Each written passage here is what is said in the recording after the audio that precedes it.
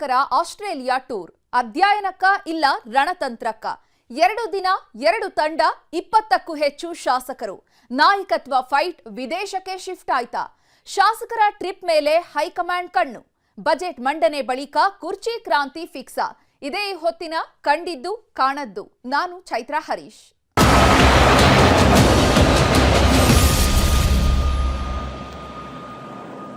Congress ಶಾಸಕರಿಂದ foreign tour ನಮ್ಮ ದುಡ್ಡಲ್ಲಿ ನಾವು ಟ್ರಿಪ್ ಹೋದ್ರೆ ತಪ್ಪೇನು ಎಂದ ನಾಯಕರು ಕುರ್ಚಿ ಕದನದಿಂದಲೇ ಪ್ರವಾಸ ಎಂದ ವಿಪಕ್ಷಗಳು ಇಷ್ಟಕ್ಕೂ ವಿದೇಶಿ ಪ್ರವಾಸದ ಉದ್ದೇಶವಾದ್ರೂ ಏನು ಆಸ್ಟ್ರೇಲಿಯಾದಲ್ಲೇ ಸಿದ್ದು ಪರ ರಣತಂತ್ರ ಹೆಣಿತಾರ ಶಾಸಕರು ಸಿದ್ದು ಆಪ್ತರು ವಿದೇಶಕ್ಕೆ ಹೋಗ್ತಾ ಇದ್ದಂತೆ ಅಲರ್ಟ್ ಆಗಿದ್ಯಾಕೆ ಡಿಕೆಶಿ ಟೀಮ್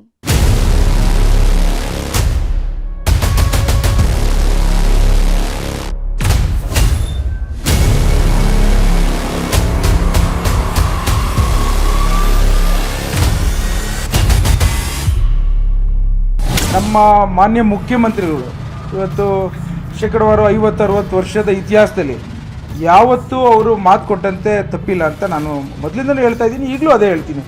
ಒಪ್ಪಂದ ಆಗಿದ್ದು ಮಾತಿದ್ರೆ 100% ಸಿದ್ದರಾಮಯ್ಯ ಸಾಹೇಬ್ರೆ ಇವತ್ತು ಕರ್ನಾಟಕ ಜನತೆಗೆ ಹೇಳ್ತಾರೆ ಅಂತ ನಾನು ಭಾವಿಸ್ತೇನೆ. ಇದು ನಾನು ಸಿದ್ದರಾಮಯ್ಯನವರು ಮತ್ತು ಹೈಕಮಾಂಡ್ ನಾವೆಲ್ಲ ಸೇರಿ ತೆಗೆದುಕೊಂಡಿರುವಂಥ ಒಂದು ತೀರ್ಮಾನ. ಆ ತೀರ್ಮಾನ ಏನಿದೆ ಅನ್ನೋದು ಟೈಮ್ ಬಂದಾಗ ಉತ್ತರ ಸಿಗ್ತದೆ. ಇದೇನು ಕದ್ದು ಮುಚ್ಕೊಂಡು ಇಬ್ಬರೂ ಗುಟ್ಟು ವ್ಯವಹಾರ ಏನಿಲ್ಲ. ಇದು ಎಲ್ಲರೂ ಸಿದ್ದರಾಮಯ್ಯನವರೇ ಟೈಮಲ್ಲಿ ಏನು ಅದಕ್ಕೆ ಉತ್ತರ ಹೇಳಬೇಕು ಅದನ್ನು ಜನಕ್ಕೆ, ರಾಜ್ಯದ ಜನಕ್ಕೆ ಸಂದೇಶ ಕೊಡ್ತಾರೆ.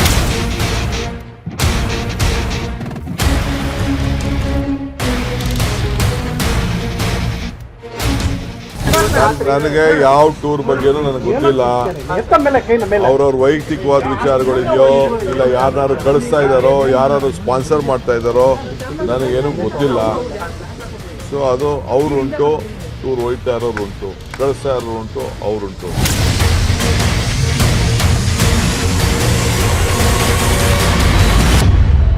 ನಾಯಿ ಅಂದರೆ ನಿಯತ್ತು, ಡಿ ಕೆ ಶಿವಕುಮಾರ್ ಅಂದರೆ ಕಾಂಗ್ರೆಸ್ ಪಕ್ಷದ ನಿಯತ್ತು, ಹೈಕಮಾಂಡ್ನ ನಿಯತ್ತಿನ ಸೈನಿಕ. ನಾವು ನಮ್ದೇ ಒಂದು ಟೀಮ್ ಬೇರೆ, ಅವ್ರದೇ ಟೀಮ್ ಬೇರೆ. 100 ಜನ ಹೋಗೋದ್ರಲ್ಲಿ ಅವ್ರು ಯಾರೋ ಪಾಪ 15 ಜನ ಹೋಗೋರು ತಲೆ ಕೆಡಿಸ್ಕೊತಾರೆ. ಅವ್ರ ದುಡ್ಡಲ್ಲಿ ಹೋದ್ರೆ ತಪ್ಪೇನಿದೆ? ಸರ್ಕಾರ ದುಡ್ಡಲ್ಲಿ ಯಾರು ಹೋಗ್ತಿಲ್ಲ, ಅವ್ರ ಸ್ವಂತ ದುಡ್ಡಲ್ಲಿ ವಿದೇಶಕ್ಕೆ ಹೋಗಿದ್ದಾರೆ.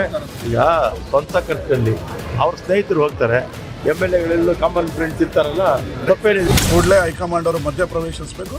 ಇಲ್ಲ ಚೇಂಜ್ ಮಾಡ್ತೀವಿ, ಡಿ ಕೆ ಶಿವಕುಮಾರ್ ಮಾಡ್ತೀವಿ, ಇಲ್ಲ ನಿನ್ನ ಮಾಡಲ್ಲ, ಎರಡರಲ್ಲಿ ಒಂದು ನಿರ್ಧಾರಕ್ಕೆ ಬರಬೇಕು.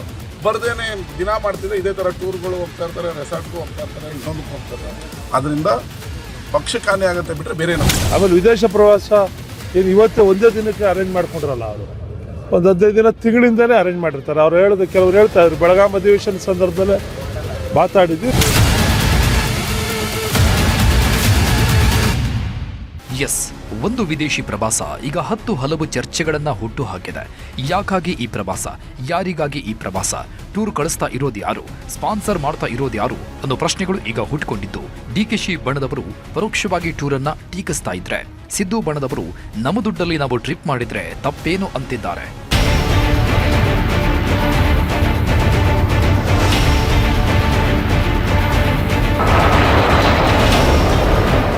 ಕೈ ಶಾಸಕರ ಆಸ್ಟ್ರೇಲಿಯಾ ಟೂರ್ ಅಧ್ಯಯನಕ್ಕ ಇಲ್ಲ ರಣತಂತ್ರಕ್ಕ ಶಾಸಕರ ಟ್ರಿಪ್ ಮೇಲೆ ಹೈಕಮಾಂಡ್ ಕಣ್ಣು ಬಜೆಟ್ ಮಂಡನೆ ಬಳಿ ಕುರ್ಚಿ ಕ್ರಾಂತಿ ಫಿಕ್ಸಾ. ರಾಜ್ಯ ಕಾಂಗ್ರೆಸ್ನಲ್ಲಿ ಈಗ ಯಾರು ಏನು ಮಾಡಿದ್ರು ಅದು ನೇರವಾಗಿ ಲಿಂಕ್ ಆಗೋದು ಕುರ್ಚಿಗೆ. ಅವರು ಅದು ಮಾಡಿದ್ದು ಕುರ್ಚಿಗಾಗಿ, ಇವರು ಇದು ಮಾಡಿದ್ದು ಕುರ್ಚಿಗಾಗಿ ಎನ್ನುವಂತಾಗಿದೆ. ಸದ್ಯ ಕಾಂಗ್ರೆಸ್ನ ಕೆಲವು ಶಾಸಕರು ವಿದೇಶಿ ಪ್ರವಾಸ ಮಾಡ್ತಾ ಇದ್ದು ಅದು ಕೂಡ ಕುರ್ಚಿಗಾಗಿಯೇ ಅಂತ ಹೇಳಲಾಗ್ತಾ ಇದೆ. 2 ಬ್ಯಾಚ್ಗಳಾಗಿ ಕೈ ನಾಯಕರು ಆಸ್ಟ್ರೇಲಿಯಾಗೆ ತೆರಳಿದ್ದು ಅವರು ಸಿದ್ದರಾಮಯ್ಯ ಪರವಾಗಿ ವಿದೇಶಕ್ಕೆ ಹೋಗಿದ್ದಾರೆ. ಅವರ ಪ್ರವಾಸಕ್ಕೆ ಇನ್ಯಾರೋ ಸ್ಪಾನ್ಸರ್ ಮಾಡಿದ್ದಾರೆ ಅಂತ ಹೇಳಲಾಗ್ತಾ ಇದೆ. ಕಾಂಗ್ರೆಸ್ನಲ್ಲಿ ಈ ವಿದೇಶ ಪ್ರವಾಸಕ್ಕೆ 2 ರೀತಿಯ ಅಭಿಪ್ರಾಯಗಳು ವ್ಯಕ್ತವಾಗ್ತಾ ಇದ್ದು, ಕೆಲವರು ಟ್ರಿಪ್ ಹೋದ್ರೆ ತಪ್ಪೇನು ಅಂತ ಕೇಳ್ತಾ ಇದ್ರೆ, ಇನ್ನು ಕೆಲವರು ಪರೋಕ್ಷವಾಗಿ ಟಾಂಗ್ ಕೊಡ್ತಾ ಇದ್ದಾರೆ.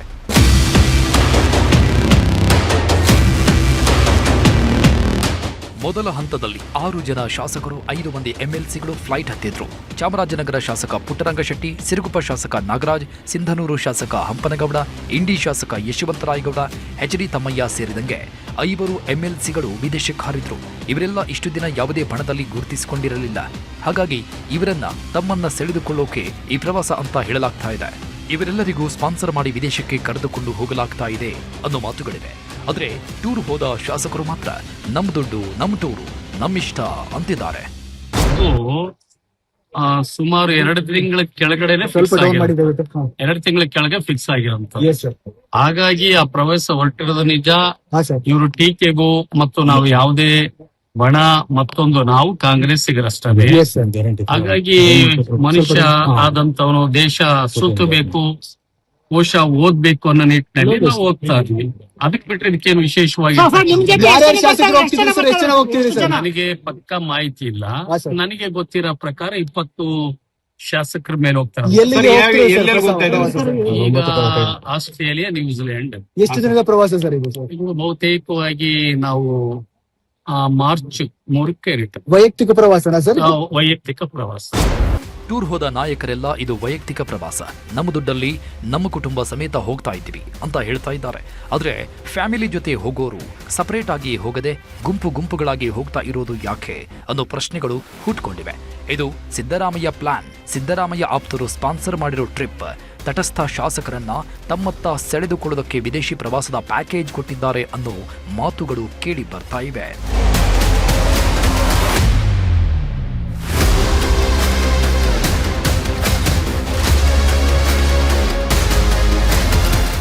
ಕಾಂಗ್ರೆಸ್ ನಾಯಕರ ವಿದೇಶಿ ಪ್ರವಾಸ ಈಗ ಕುದುರೆ ವ್ಯಾಪಾರದಷ್ಟೇ ಜೋರಾಗಿ ಸದ್ದು ಮಾಡ್ತಾ ಇದೆ.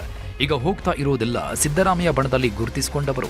ಅದು ರಾಜ್ಯದಲ್ಲಿ ಕುರ್ಚಿ ಕದನದ ಬೆಂಕಿ ಹೊತ್ತಿಕೊಂಡಿರುವಾಗಲೇ ಅವರು ಫ್ಲೈಟ್ ಹತ್ತಿದ್ದಾರೆ. ಹಾಗಾಗಿ ಈ ಪ್ರವಾಸದ ಮೇಲೆ ಗುಮಾನಿಗಳಿದ್ದಿವೆ. ಸಿಎಂ ಸಿದ್ದರಾಮಯ್ಯ ಕುರ್ಚಿ ಉಳಿಸಿಕೊಳ್ಳೋದಕ್ಕೆ ಶಾಸಕರನ್ನ ವಿದೇಶಕ್ಕೆ ಕಳಿಸ್ತಾ ಇದ್ದಾರೆ ಅನ್ನೋ ಮಾತುಗಳು ಕೇಳಿ ಬಂದಿವೆ. ಆದರೆ ಇದನ್ನ ಯಾರೂ ಸಹ ಬಹಿರಂಗವಾಗಿ ಹೇಳ್ತಾ ಇಲ್ಲ. ಕೈ ನಾಯಕರಂತೂ ಈ ಪ್ರವಾಸವನ್ನ ಸಮರ್ಥನೆ ಮಾಡಿಕೊಳ್ಳೋ ಕೆಲಸ ಮಾಡಿದ್ದಾರೆ. ಅವ್ರ ದುಡ್ಡಲ್ಲಿ ಹೋದ್ರೆ ತಪ್ಪೇನಿದೆ? ಒಂದು ಚರ್ಚೆ ಆಗಿತ್ತು ಸರ್, ಸರ್ಕಾರ ದುಡ್ಡಲ್ಲೇ ಹೋಗ್ತಾ ಇದ್ದಾರೆ. ಸರ್ಕಾರ ದುಡ್ಡಲ್ಲಿ ಯಾರು ಹೋಗ್ತಿಲ್ಲ, ಅವ್ರ ಸ್ವಂತ ದುಡ್ಡಲ್ಲಿ ವಿದೇಶಕ್ಕೆ ಹೋಗಿದ್ದಾರೆ. ಈಗ ಸ್ವಂತ ಖರ್ಚಲ್ಲಿ ಅವ್ರ ಸ್ನೇಹಿತರು ಹೋಗ್ತಾರೆ. MLAಗಳೆಲ್ಲೂ ಕಾಮನ್ ಫ್ರೆಂಡ್ಸ್ ಇರ್ತಾರಲ್ಲ, ತಪ್ಪೇನಿಲ್ಲ. ಹೋಗಿರೋರೆಲ್ಲ ಸಿದ್ದರಾಮಯ್ಯ ಬಣ ಅಂತ ಹೇಳಿ ಸರ್. ಯಾವ ತರ ಏನೂ ಇಲ್ಲ, ಎಲ್ಲ ಒಂದೇ ಬಣ, ಕಾಂಗ್ರೆಸ್ ಬಣ. DK ಶಿವಕುಮಾರ್ ಅವರೇ ಸ್ಪಷ್ಟಪಡಿಸಿದ್ದಾರೆ, ಹೋಗ್ತಿರೋದ್ರ ಬಗ್ಗೆ ನನ್ನ ಗಮನಕ್ಕೆ ಇಲ್ಲ ಅನ್ನುವಂಥದ್ದು. ಅವ್ರು ಹೋಗಿ ಏನು ಹೇಳ್ಬೇಕಾಗಿಲ್ಲ, CM ಏನು ಹೇಳಿ ಹೋಗ್ಬೇಕಾಗಿಲ್ಲ. ಸ್ವಂತ ಖರ್ಚಲ್ಲೇ ಅವ್ರು ಹೋಗ್ತಾರೆ ವಿದೇಶಕ್ಕೆ. ಆಮೇಲೆ ನೀವು ಮಾಧ್ಯಮದವ್ರು ಹೋಗಿ ನೀವು ನೋಡ್ಕೊಂಬನ್ನಿ. ಮತ್ತೆ ನಿಮ್ಗೇನಾರ ಇದೆಯಾ ಸರ್? ನೀವು ಹೋಗ್ತಿದ್ದೀರಾ ಸರ್? ನಾನು ಈಗಾಗಲೇ 85 ದೇಶ ನೋಡಿದ್ದೀನಿ. ಅವಕಾಶ ಸಿಕ್ಕಿದ್ರೆ ಇನ್ನೂ ಒಂದು 85 ದೇಶ ನೋಡ್ತೀನಿ. ಇದು ಸರ್ಕಾರದ ದುಡ್ಡಲ್ಲಿ ಮಾಡ್ತಾ ಇರೋ ಪ್ರವಾಸ ಅಲ್ಲ. ಅಧ್ಯಯನ ಅಂತ ಹೇಳಿಕೊಂಡು ಜನರ ದುಡ್ಡನ್ನ ಪೋಲು ಮಾಡ್ತಾ ಇಲ್ಲ. ಹಾಗಾಗಿ ಅವರದೇ ದುಡ್ಡಲ್ಲಿ ಕುಟುಂಬ ಸಮೇತ ಟ್ರಿಪ್ ಹೋದ್ರೆ ತಪ್ಪೇನೂ ಇಲ್ಲ ಅಂತ ಕಾಂಗ್ರೆಸ್ ನಾಯಕರು ಹೇಳ್ತಾ ಇದ್ದಾರೆ. ಆದ್ರೆ ಈ ಟ್ರಿಪ್ ಹಿಂದೆ ಯಾರೋ ಇದ್ದಾರೆ. ಈ ಟ್ರಿಪ್ ಹಿಂದೆ, ಈ ಆಸ್ಟ್ರೇಲಿಯಾ ಆಟದ ಹಿಂದೆ ಆಡಿಸುವಾತ ಬೇರೆಯವನೇ ಇದ್ದಾನೆ ಅಂತ ಕೆಲವರು ಹೇಳ್ತಾ ಇದ್ದಾರೆ. ಕುರ್ಚಿ ಉಳಿಸಿಕೊಳ್ಳೋ ಪ್ರಯತ್ನದ ಭಾಗವಾಗಿ ಈ ಟೂರ್ ಪಾಲಿಟಿಕ್ಸ್ ನಡೀತಾ ಇದೆ ಅಂತ ಕೆಲವರು ಮಾತಾಡಿಕೊಳ್ತಾ ಇದ್ದಾರೆ.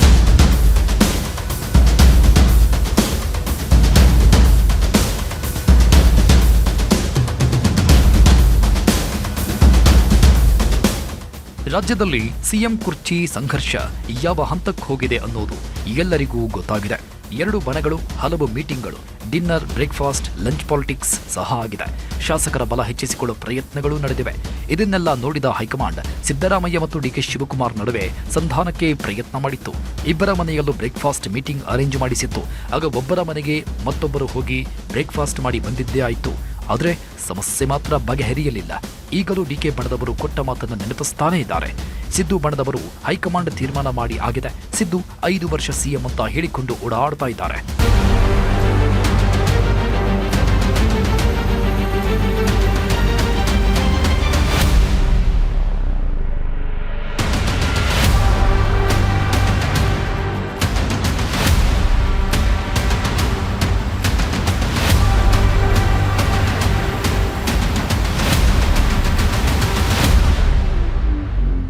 ರೀತಿ ಕುರ್ಚಿ ಕದನ ನಂಬರ್ ಗೇಮ್ ನಡೀತಾ ಇರೋ ಹೊತ್ತಲ್ಲೇ ಕೈ ಶಾಸಕರು ವಿದೇಶಿ ಪ್ರವಾಸ ಮಾಡುವ ಪ್ರಸಂಗ ಎದುರಾಗಿದ್ದು, ಈ ಪ್ರವಾಸ ಈಗ ಇಡೀ ರಾಜ್ಯದ ಗಮನ ಸೆಳೆದುಕೊಳ್ತಾ ಇದೆ. ವೈಯಕ್ತಿಕ ಪ್ರವಾಸ ಮಾಡೋದ್ರಲ್ಲಿ ತಪ್ಪಿಲ್ಲ, ಆದರೆ ಎಲ್ಲರೂ ಒಟ್ಟೊಟ್ಟಿಗೆ ಪ್ರವಾಸ ಮಾಡ್ತಾ ಇರೋದು ಯಾವುದೇ ಒಂದು ಉದ್ದೇಶಕ್ಕಾಗಿ. ಸಿದ್ದರಾಮಯ್ಯ ಬಣದವರು ಕುರ್ಚಿ ಪಾಲಿಟಿಕ್ಸ್ ಅನ್ನ ವಿದೇಶಕ್ಕೆ ಶಿಫ್ಟ್ ಮಾಡ್ತಾ ಇದ್ದಾರೆ ಅನ್ನೋ ಮಾತುಗಳು ಕೇಳಿ ಬರ್ತಾ ಇವೆ. ಆದರೆ ಇದರಲ್ಲಿ ಸಿಎಂ ಪಾತ್ರ ಇಲ್ಲ, ಯಾರೂ ಸ್ಪಾನ್ಸರ್ ಮಾಡಿಲ್ಲ ಅಂತ ಶಾಸಕರೇ ಸ್ಪಷ್ಟಪಡಿಸಿದ್ದಾರೆ. ನಾನು ವೈಯಕ್ತಿಕ ನಮ್ಮ ಫ್ಯಾಮಿಲಿ ಹೋಗ್ತಾ ಇದ್ದೀನಿ. ನಿಂಬಲ್ಲಿ ಗೊಂದಲ, ನಂಬಲ್ಲಿ ಏನು ನಾಯಕತ್ವ ಗೊಂದಲ ಇಲ್ಲ. ನಂಬಲ್ಲಿ ಏನು ಇಬ್ಬರು ಆರಾಮ್ ಅವ್ರ ಮನೆಯಾಗ ಅವ್ರು ಊಟ ಮಾಡಿ ಬಂದರೆ ಇವ್ರ ಮನೆಯಾಗ ಊಟ ಮಾಡಿ ಹೈಕಮಾಂಡ್ ಹೇಳಿದ್ದು ಕೇಳ್ತೀನಿ. ಏನು ನಾಯಕ ಗೊಂದಲ ಅದ? ಏನೂ ಗೊಂದಲ ಇಲ್ಲ. ವೈಯಕ್ತಿಕ ನಮಗಂತೂ ಇವತ್ತಿನ ನೀವು 1 ವರ್ಷ ಆಯ್ತು ನಾಯಕತ್ವ ಗೊಂದಲ ನೀವು ಹೇಳ್ತಾ ಇದ್ದೀರಿ. ಏನಾದರೂ ಆಗ್ಯದ? ಗುಂಪುಗಾರಿಕೆ ಆಗ್ಯದ? ಏನೂ ಇಲ್ಲ. ಇನ್ನು ಈ ಪ್ರವಾಸಕ್ಕೆ ಹೋಗ್ತಾ ಇರೋರು ಎಲ್ಲರೂ ಸಹ ಸಿದ್ದರಾಮಯ್ಯ ಪರವಾಗೇ ಹೋಗ್ತಾ ಇದ್ದಾರಂತೆ. ಹಾಗಾಗಿ ವಿದೇಶದಲ್ಲಿ ಕುಳಿತೆ ಸಿದ್ದು ಪರ ರಣತಂತ್ರಗಳನ್ನ ಹೆಣೆಯಬಹುದು, ಕುರ್ಚಿ ಕದನದಲ್ಲಿ ಸಿದ್ದರಾಮಯ್ಯ ಕೈ ಬಲಪಡಿಸೋ ಪ್ರಯತ್ನಗಳು ನಡೆಯಬಹುದು ಅಂತ ಹೇಳಲಾಗ್ತಾ ಇದೆ. ಬಜೆಟ್ ಅಧಿವೇಶನದ ನಂತರ ರಾಜ್ಯ ಕಾಂಗ್ರೆಸ್ನಲ್ಲಿ ದೊಡ್ಡ ಬದಲಾವಣೆ ಆಗಬಹುದು ಅನ್ನೋ ಮಾತುಗಳಿದ್ದು, ಆ ಬದಲಾವಣೆಗೆ ಸಿದ್ದರಾಮಯ್ಯ ಟೀಮ್ ಈಗಿನಿಂದಲೇ ರೆಡಿ ಆಗ್ತಾ ಇದೆಯಂತೆ.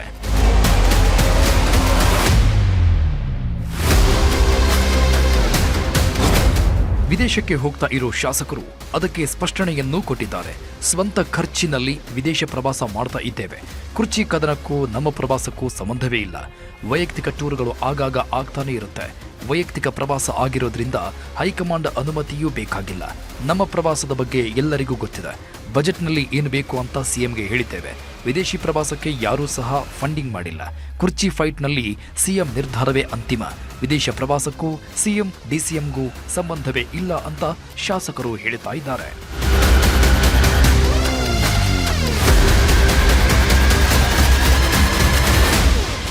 ಶಾಸಕರು ಆಸ್ಟ್ರೇಲಿಯಾ, ನ್ಯೂಜಿಲೆಂಡ್ ಅಂತ ಹೋಗಿರೋದ್ರಲ್ಲಿ ಸಿದ್ದರಾಮಯ್ಯ ಬಣಕ್ಕೆ ಯಾವುದೇ ಸಮಸ್ಯೆ ಇಲ್ಲ. ಆದರೆ ಡಿಕೆಶಿ ಬಣದ ಕೆಲವರಿಗೆ ಈ ಟ್ರಿಪ್ ಇರಿಸು ಮುರಿಸು ಉಂಟು ಮಾಡಿದೆ. ರಾಜ್ಯದಲ್ಲಿ ಕುರ್ಚಿ ಸಮಸ್ಯೆ ಬಗೆಹರಿತಿಲ್ಲ. ಹೈಕಮಾಂಡ್ ಮುಂದೆ ಬಂದು ಕ್ಲಿಯರ್ ಆಗಿ ಏನನ್ನೂ ಹೇಳ್ತಾ ಇಲ್ಲ. ಆದ್ದರಿಂದಲೇ ಶಾಸಕರು ವಿದೇಶಕ್ಕೆ ಹೋಗ್ತಾ ಇದ್ದಾರೆ, ರೆಸಾರ್ಟ್ಗೂ ಹೋಗ್ತಾರೆ ಅಂತ ಡಿಕೆ ಬಣದ ಶಾಸಕರು ಬೇಜಾರು ಮಾಡಿಕೊಳ್ತಾ ಇದ್ದಾರೆ. ಹೈಕಮಾಂಡ್ ಈಗಲಾದರೂ ಮುಂದೆ ಬಂದು ಸಮಸ್ಯೆ ಬಗೆಹರಿಸಬೇಕು ಅಂತ ಒತ್ತಾಯ ಮಾಡಿದ್ದಾರೆ. ಕಾಂಗ್ರೆಸ್ ಹೈಕಮಾಂಡ್ ಡಿ.ಕೆ. ಶಿವಕುಮಾರ್ ಸಾಹೇಬರು, ಸಿದ್ದರಾಮಯ್ಯ ಸಾಹೇಬರಿಗೆ ಆಗಿರುವಂಥ ಮಾತುಕತೆ, ಅದರಲ್ಲಿ ರವಿಕುಮಾರ್ 50 ಜನ ಕರ್ಕೊಂಡು ಹೋಗಿದ ತಕ್ಷಣ ಸರ್ಕಾರ ಚೇಂಜ್ ಮಾಡಿ ಮುಖ್ಯಮಂತ್ರಿ ಚೇಂಜ್ ಮಾಡೋಕ್ಕಾಗಲ್ಲ. ಹೈಕಮಾಂಡ್ ಅವರು ಇದಕ್ಕೆ ನಿರ್ಧಾರ ಮಾಡಬೇಕು. ದಿನಕ್ಕೊಬ್ಬೊಬ್ಬರು ಒಂದೊಂದು ಹೇಳಿಕೆ ಕೊಡೋದು, ನಾನು ಕೊಡೋದು, ಇನ್ನೊಬ್ಬರು ಕೊಡೋದ್ರಿಂದ ಪಕ್ಷಕ್ಕೆ ಹಾನಿ, ಸರ್ಕಾರಕ್ಕೆ ಹಾನಿ ಬಿಟ್ಟರೆ ಬೇರೆ ಏನಾಗಲ್ಲ. ಈ ಕೂಡಲೇ ಹೈಕಮಾಂಡ್ ಅವರು ಮಧ್ಯಪ್ರವೇಶಿಸಬೇಕು. ಇಲ್ಲ ಚೇಂಜ್ ಮಾಡ್ತೀವಿ, ಡಿ.ಕೆ. ಶಿವಕುಮಾರ್ ಮಾಡ್ತೀವಿ, ಇಲ್ಲ ನಿಮ್ಮನ್ನ ಮಾಡಲ್ಲ, ಎರಡರಲ್ಲಿ ಒಂದು ನಿರ್ಧಾರಕ್ಕೆ ಬರಬೇಕು. ಬರ್ದೇನೆ ದಿನ ಮಾಡ್ತಿದ್ರೆ ಇದೇ ಥರ ಟೂರ್ಗಳು ಹೋಗ್ತಾ ಇರ್ತಾರೆ, ರೆಸಾರ್ಟ್ಗೂ ಹೋಗ್ತಾ ಇರ್ತಾರೆ, ಇನ್ನೊಂದಕ್ಕೂ ಹೋಗ್ತಾ ಇರ್ತಾರೆ. ಅದರಿಂದ ಪಕ್ಷಕ್ಕೆ ಹಾನಿ ಆಗುತ್ತೆ ಬಿಟ್ಟರೆ ಬೇರೆ ನಾವು. ಎಸ್, ಇದು ಹೈಕಮಾಂಡ್ ಸರಿ ಮಾಡಬೇಕಾದಂತಹ ಸಮಸ್ಯೆ. ಆದರೆ ಹೈಕಮಾಂಡ್ ಜೇನುಗೂಡಿಗೆ ಕಲ್ಲು ಹಾಕೋದು ಬೇಡ. ಏನು ಮಾತಾಡಿದ್ರೂ ಪಕ್ಷಕ್ಕೆ ತೊಂದರೆ ಆಗುತ್ತೆ, ಸರ್ಕಾರವೇ ಅಲುಗಾಡುತ್ತೆ. ಹಾಗಾಗಿ ನಿಮ್ಮ ಸಮಸ್ಯೆ ನೀವೇ ಬಗೆಹರಿಸಿಕೊಳ್ಳಿ ಅಂತ ಡಿಕೆ ಮತ್ತು ಸಿದ್ದು ಇಬ್ಬರಿಗೂ ಹೇಳಿದೆಯಂತೆ. ಆದರೆ ಸಮಸ್ಯೆ ಹೇಗೆ ಬಗೆಹರಿಸಿಕೊಳ್ಳಬೇಕು ಅನ್ನೋದು ಗೊತ್ತಾಗದೆ ಸಿದ್ದು ಮತ್ತು ಡಿಕೆಶಿ ಹೈಕಮಾಂಡ್ ಹೇಗೆ ಹೇಳುತ್ತೋ ಹಾಗೆ ಕೇಳ್ತೀವಿ ಅಂತ ಹೈಕಮಾಂಡ್ ಮೇಲೆಯೇ ಭಾರ ಹಾಕ್ತಾ ಇದ್ದಾರೆ. ಇದರಿಂದ ಸಮಸ್ಯೆ ದಿನದಿಂದ ದಿನಕ್ಕೆ ಜಾಸ್ತಿ ಆಗ್ತಾನೆ ಇದ್ದು ಎರಡೂ ಬಣಗಳವರು ದಿನಕ್ಕೊಂದು ಹೇಳಿಕೆ ಕೊಡ್ತಾ ಇದ್ದಾರೆ.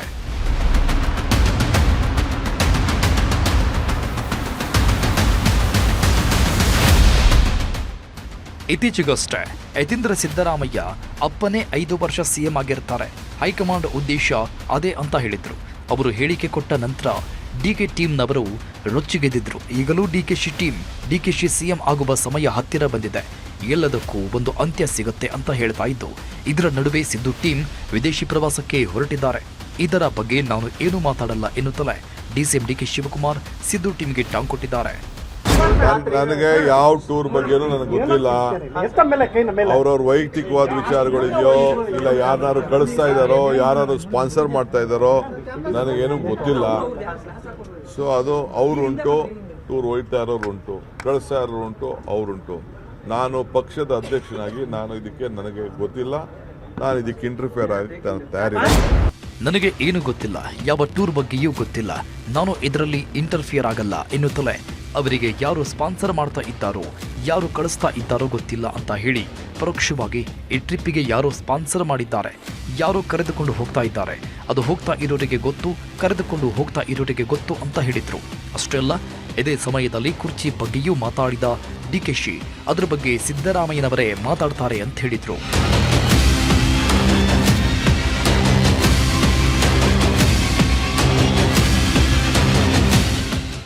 ರಾಜ್ಯದಲ್ಲಿ ಸಿಎಂ ಕುರ್ಚಿ ವಿಚಾರ ಸದ್ದು ಮಾಡಿದಾಗೆಲ್ಲ ಅಲ್ಲಿ ಕೊಟ್ಟ ಮಾತಿನ ವಿಚಾರ ಮುನ್ನೆಲೆಗೆ ಬರುತ್ತೆ.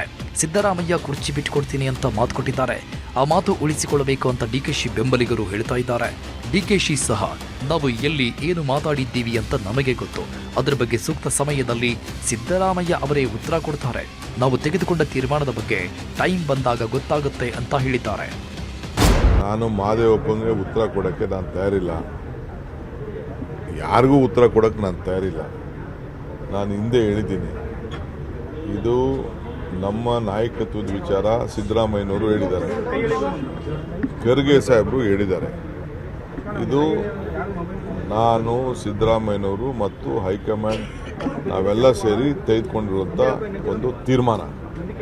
ಆ ತೀರ್ಮಾನ ಏನಿದೆ ಅನ್ನೋದು ಟೈಮ್ ಬಂದಾಗ ಉತ್ತರ ಸಿಗ್ತದೆ. ಇದೇನು ಕದ್ದು ಮುಚ್ಕೊಂಡು ಇಬ್ಬರೂ ಗುಟ್ಟು ವ್ಯವಹಾರ ಏನಿಲ್ಲ. ಇದು ಎಲ್ಲರೂ ಸಿದ್ದರಾಮಯ್ಯನವರೇ ಟೈಮಲ್ಲಿ ಏನು ಅದಕ್ಕೆ ಉತ್ತರ ಹೇಳಬೇಕು ಅದನ್ನು ಜನಕ್ಕೆ, ರಾಜ್ಯದ ಜನಕ್ಕೆ ಸಂದೇಶ ಕೊಡ್ತಾರೆ. ಇನ್ನು ಡಿಕೆಶಿ ಬೆಂಬಲಿಗರು ಸಹ ಹೈಕಮಾಂಡ್ ಶೀಘ್ರದಲ್ಲೇ ಸೂಕ್ತ ತೀರ್ಮಾನ ಕೈಗೊಳ್ಳಲಿದೆ ಅನ್ನೋ ಮಾತುಗಳನ್ನು ಹೇಳಿದ್ದಾರೆ. ಡಿಕೆ ಶಿವಕುಮಾರ್ ಅವರಿಗೆ ಒಂದು ಅವಕಾಶ ಸಿಗಬೇಕು, ಹೈಕಮಾಂಡ್ ಆದಷ್ಟು ಬೇಗ ಒಂದು ತೀರ್ಮಾನ ತೆಗೆದುಕೊಳ್ಬೇಕು. ಹೈಕಮಾಂಡ್ ಸಿದ್ದರಾಮಯ್ಯ ಡಿಕೆಶಿ ಏನು ಮಾತಾಡಿಕೊಂಡಿದ್ದಾರೆ ಅದರ ಬಗ್ಗೆ ತೀರ್ಮಾನ ಆಗಬೇಕು ಅಂತ ಹೇಳ್ತಾ ಇದ್ದಾರೆ. ದಿನಕ್ಕೆ ಒಬ್ಬೊಬ್ಬರು ಒಂದೊಂದು ರೀತಿ ಹೇಳಿಕೆ ಕೊಡೋದ್ರಿಂದ ಪಕ್ಷಕ್ಕೆ ಡ್ಯಾಮೇಜ್ ಆಗುತ್ತೆ. ಹಾಗಾಗಿ ಹೈಕಮಾಂಡ್ ಸೂಕ್ತ ತೀರ್ಮಾನ ತೆಗೆದುಕೊಳ್ಬೇಕು ಅಂತ ಹೇಳಿದ್ದಾರೆ. ಕಾಂಗ್ರೆಸ್ ಹೈಕಮಾಂಡ್ ಡಿ.ಕೆ. ಶಿವಕುಮಾರ್ ಸಾಹೇಬರು, ಸಿದ್ದರಾಮಯ್ಯ ಸಾಹೇಬರಿಗೆ ಆಗಿರುವಂಥ ಮಾತುಕತೆ, ಅದರಲ್ಲಿ ರವಿಕುಮಾರ್ 50 ಜನ ಕರ್ಕೊಂಡು ಹೋಗಿದ ತಕ್ಷಣ ಸರ್ಕಾರ ಚೇಂಜ್ ಮಾಡಿ ಮುಖ್ಯಮಂತ್ರಿ ಚೇಂಜ್ ಮಾಡೋಕ್ಕಾಗಲ್ಲ. ಹೈಕಮಾಂಡ್ ಅವರು ಇದಕ್ಕೆ ನಿರ್ಧಾರ ಮಾಡಬೇಕು. ದಿನಕ್ಕೊಬ್ಬೊಬ್ಬರು ಒಂದೊಂದು ಹೇಳಿಕೆ ಕೊಡೋದು, ನಾನು ಕೊಡೋದು, ಇನ್ನೊಬ್ಬರು ಕೊಡೋದ್ರಿಂದ ಪಕ್ಷಕ್ಕೆ ಹಾನಿ, ಸರ್ಕಾರಕ್ಕೆ ಹಾನಿ ಬಿಟ್ಟರೆ ಬೇರೆ ಏನಾಗಲ್ಲ. ಈ ಕೂಡಲೇ ಹೈಕಮಾಂಡ್ ಅವರು ಮಧ್ಯಪ್ರವೇಶಿಸಬೇಕು. ಇಲ್ಲ ಚೇಂಜ್ ಮಾಡ್ತೀವಿ, ಡಿ.ಕೆ. ಶಿವಕುಮಾರ್ ಮಾಡ್ತೀವಿ, ಇಲ್ಲ ನಿಮ್ಮನ್ನ ಮಾಡಲ್ಲ, ಎರಡರಲ್ಲಿ ಒಂದು ನಿರ್ಧಾರಕ್ಕೆ ಬರಬೇಕು. ಬರ್ದೇನೆ ದಿನ ಮಾಡ್ತಿದ್ರೆ ಇದೇ ಥರ ಟೂರ್ಗಳು ಹೋಗ್ತಾ ಇರ್ತಾರೆ, ರೆಸಾರ್ಟ್ಗೂ ಹೋಗ್ತಾ ಇರ್ತಾರೆ, ಇನ್ನೊಂದಕ್ಕೂ ಹೋಗ್ತಾ ಇರ್ತಾರೆ. ಅದರಿಂದ ಪಕ್ಷಕ್ಕೆ ಹಾನಿ ಆಗುತ್ತೆ ಬಿಟ್ಟರೆ ಬೇರೆ ನಾವು. ಸದ್ಯ ಕುರ್ಚಿ ವಿಚಾರದಲ್ಲಿ ಯಾರೂ ಒಂದು ಹೆಜ್ಜೆ ಮುಂದೆ ಇಟ್ಟರೂ ಅದು ಕಾಂಗ್ರೆಸ್ಗೆ ಹೊಡೆತ ಕೊಡೋ ಸಾಧ್ಯತೆ ಇದೆ. ಅದೇ ಕಾರಣಕ್ಕೆ ಹೈಕಮಾಂಡ್ ಎಲ್ಲವನ್ನೂ ಶಾಂತವಾಗಿ ಬಗೆಹರಿಸಿಕೊಳ್ಳಬೇಕು ಅಂತ ನೋಡ್ತಾ ಇದೆ. ಇಂಥ ಹೊತ್ತಲ್ಲೇ ಕೆಲವು ಶಾಸಕರು ವಿದೇಶಕ್ಕೆ ಹಾರಿದ್ದು ಇದು ಕಾಂಗ್ರೆಸ್ ಹೈಕಮಾಂಡಿಗೂ ಟೆನ್ಷನ್ ಮಾಡಿಸಿದೆ. ಅದಕ್ಕೆ ಈಗ ಸಿದ್ದು ಬಣದ ಶಾಸಕರ ಪ್ರವಾಸದ ಮೇಲೆ ಹೈಕಮಾಂಡ್ ಕಣ್ಣು ಇಟ್ಟಿದೆಯಂತೆ. ತಮ್ಮದೇ ಮೂಲಗಳಿಂದ ಹೈಕಮಾಂಡ್ ಪ್ರವಾಸದ ಮಾಹಿತಿ ಸಂಗ್ರಹ ಮಾಡಲು ಮುಂದಾಗಿದೆಯಂತೆ.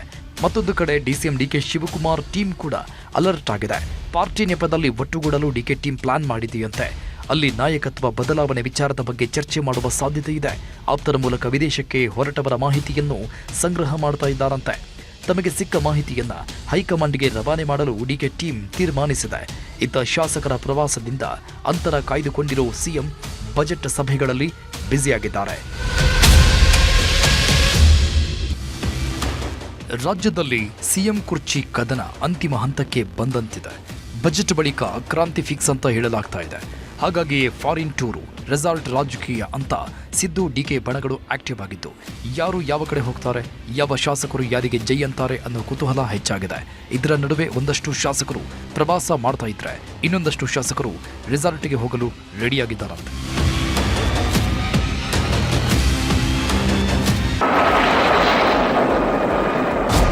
ಬಜೆಟ್ ಅಧಿವೇಶನದ ಬಳಿಕ ರಾಜ್ಯದಲ್ಲಿ ಕ್ರಾಂತಿಯಾಗುತ್ತಾ?